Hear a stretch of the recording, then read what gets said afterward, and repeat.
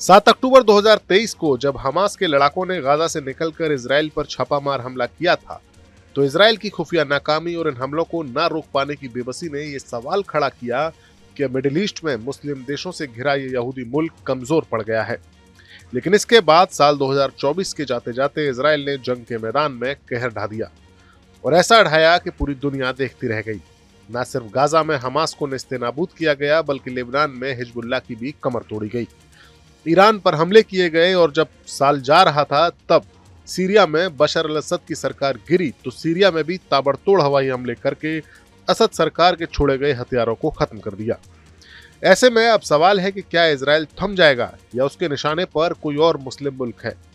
दरअसल ईरान के साथ तो उसकी दुश्मनी जग जाहिर है, लेकिन इस इलाके में तुर्की एक ऐसा मुल्क है जिसके साथ आज नहीं तो कल इजराइल की जंग की नौबत आ सकती है, जिसकी वजह बन सकता है सीरिया। और इसी संभावित जंग के लिए दोनों देश तैयारी भी कर रहे हैं।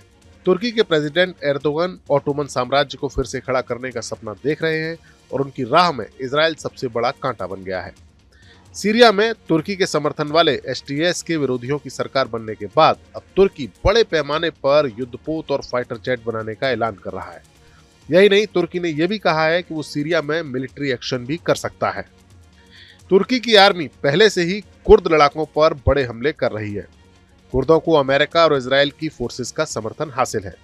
इस खतरे को देखते हुए अब इजरायली पीएम नेतन्याहू ने भी F-15 फाइटर जेट, हवा में तेल भरने वाले विमान और किलर ड्रोन और सैटेलाइट्स को बनाने का फैसला किया है। साल 2023 में गाजा में युद्ध शुरू होने के बाद से ही एर्दोगन न सिर्फ अपने देश में बल्कि पूरे इलाके में इजराइल विरोधी माहौल भी बनाने में जुटे हुए हैं। अब सीरिया में भी तुर्की की फौज बड़े पैमाने पर मौजूद है। वो कुर्दों पर हमले कर रहे हैं, जिनकी सुरक्षा में 2000 अमेरिकन फौजी वहां तैनात हैं। कुर्दों ने अब इजराइल से भी मिलिट्री हेल्प मांगी है। हाल ही में इजरायली सरकार की नागेल कमेटी की डिफेंस बजट और सिक्योरिटी स्ट्रेटेजी से जुड़ी हुई एक रिपोर्ट आई। इस रिपोर्ट में कहा गया कि इजराइल को निश्चित रूप से तुर्की के साथ जंग के लिए तैयार होना होगा। इस रिपोर्ट में यह भी कहा गया कि इजराइल को सीरिया से खतरा ईरान के मुकाबले कहीं ज्यादा है। इस रिपोर्ट में कहा गया कि तुर्की के समर्थन वाले सीरिया गुट प्रॉक्सी संगठन के रूप में काम कर सकते हैं, जिससे इस पूरे इलाके में अस्थिरता बढ़ सकती है।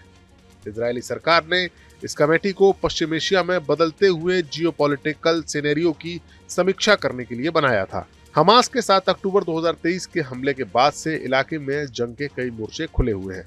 इजराइल और तुर्की के बीच इससे पहले हमास को लेकर विवाद हुआ था, लेकिन इस बार हालात बदले हुए दिख रहे हैं।